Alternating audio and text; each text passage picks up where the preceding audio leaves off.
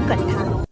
গীতায় শ্রীকৃষ্ণ কইছেন মা ফলেষু কদাচন, অর্থাৎ কর্মে তোমার অধিকার, কর্মফলে নয়। তাইলে মানব জীবনে তার কর্মফল রক্ষার দায়িত্ব কার উপর বর্তায়?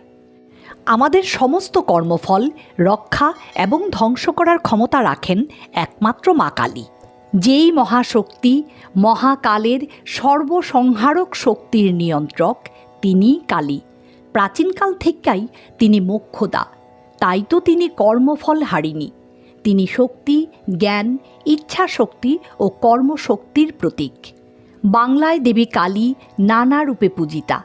কোথাও তিনি দক্ষিণা কালী, কোথাও ভদ্রকালী, কোথাও সিদ্ধকালী, শ্মশান কালী, মহাকালী, আবার কোথাও রক্ষাকালী রূপে বিরাজিতা। এক এক ভক্তের কাছে দেবী এক এক রূপে ধরা দিছেন। কেউ ডাকেন আনন্দময়ী, কেউ ব্রহ্মময়ী, আবার কেউ কন ভবতারিণী। শাস্ত্রমতে প্রতি অমাবস্যা তিথিতেই দেবীর এক একটা নির্দিষ্ট রূপের পূজা হয়। যেমন জ্যৈষ্ঠ মাসের অমাবস্যায় হয় ফলহারিণী কালী পূজা। হ্যাঁ বন্ধুরা, বুঝতেই পারতাছো আজকের বিষয়বস্তু ফলহারিণী অমাবস্যা প্রসঙ্গে। তার আগে বুড়ুর কথা চ্যানেলটারে সাবস্ক্রাইব করো, আর তথ্য যদি ভালো লাগে তাইলে সবাই লাইক ও শেয়ার করো। বন্ধুরা, বুড়ুর কথার ৬৩তম পর্বে তোমরা সবাইরে স্বাগত। আসছে ২৬শে মে ফলহারিণী অমাবস্যা। কেন এই অমাবস্যার নাম ফলহারিণী? চলো জাইনা নেই। ফলহারিণী অমাবস্যা জ্যৈষ্ঠ মাসের অমাবস্যা তিথিতে দেবী কালীর ফলহারিণী মোক্ষদায়িনী রূপের আরাধনা করেন বাঙালিরা। ফলহারিণী কথাটার মানে যিনি সাধকের কর্মফল হরণ কইরা সাধকরে তার অভীষ্ট ফল বা মোক্ষ ফল প্রদান করেন। এই কালী পূজার ধারণাটি মূলত হিন্দু ধর্মের বিভিন্ন বিশ্বাস ও ঐতিহ্যের সংমিশ্রণে গইরা উঠছে, যা কর্মফল, মোক্ষ এবং প্রকৃতির সঙ্গে সংযোগ স্থাপন কইরা দেবী কালীর ফলহারিণী রূপের ধারণা তৈরি করে। তাই তো দেবীর চরণে বিভিন্ন ফল উৎসর্গ কইরা দেবীরে প্রকৃতির সঙ্গে যুক্ত করা হয়। জ্যৈষ্ঠের অমাবস্যা অতি পুণ্য অমাবস্যা। ভক্তেরা এই দিন দেবীর চরণে সমস্ত কর্মফল সমর্পণ করে, আর দেবী ভক্তের সমস্ত অশুভ কর্মফল হরণ কইরা শুভ ফল দেন। তাই তো দেবীর নাম ফলহারিণী। কেন জ্যৈষ্ঠের অমাবস্যায় ফলহারিণী কালী পূজা করা হয়?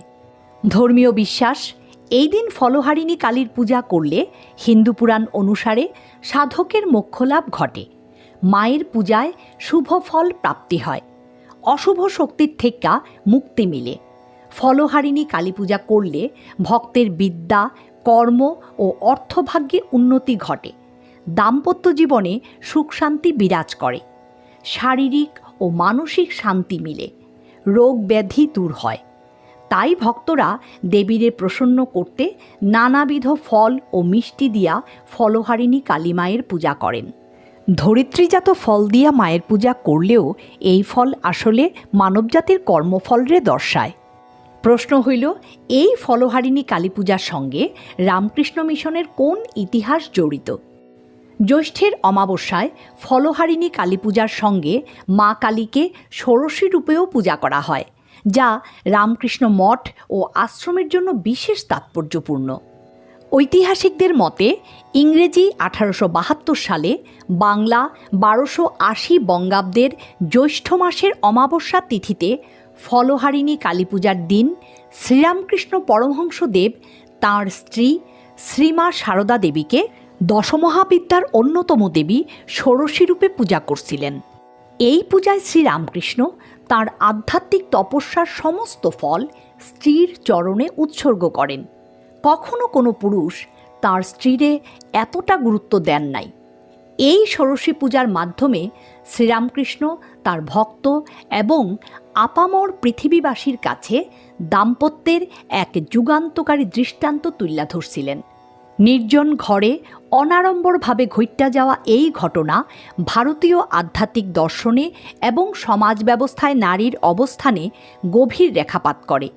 শ্রীরামকৃষ্ণের এই ষোড়শী পূজার পেছনে দুইটা প্রধান কারণ দেখা যায়। প্রথমত, নিজ সাধনায় সিদ্ধিলাভ করতে হইলে অর্ধাঙ্গিনীর সাহায্য একান্ত প্রয়োজন। দ্বিতীয়ত, শ্রীমার ভেতরে যে সুপ্ত দেবী শক্তি, সর্বোপরি মাতৃশক্তি বিরাজমান ছিল, তার মুক্তি এই পূজার কারণ। এইবার জাইনা নেই এই দিনটাতে কোন কোন কাজ করলে শুভ ফল দেয়। 1. গঙ্গায় বা যে কোনো জলাশয়ে ডুব দিয়া স্নান করলে ভালো। 2. অমাবস্যা শুরুর সঙ্গে সঙ্গে মৌনীব্রত করলে শুভ ফল দেয়। 3. ওই দিন মা কালীর চরণে যে কোনো একটা ফল, অভীষ্ট ফল সিদ্ধির কামনা কইরা উৎসর্গ করতে হয়। 4. জন্মকুণ্ডলিতে চন্দ্র বা মঙ্গলের দোষ থাকলে তিল, দুধ ও গঙ্গা জল দিয়া অশ্বত্থ গাছের পূজা করলে ভালো ফল লাভ হয়। 5. এই দিন কালীমার সঙ্গে শিব পূজাও করা উচিত। 6. কালী পূজা শেষে গরিবরারে খাবার ও বস্ত্রদানে পুণ্য হয়। এছাড়া লেখাপড়া করা শিশুরারে পড়াশোনার জিনিস দান করা ভালো। 7.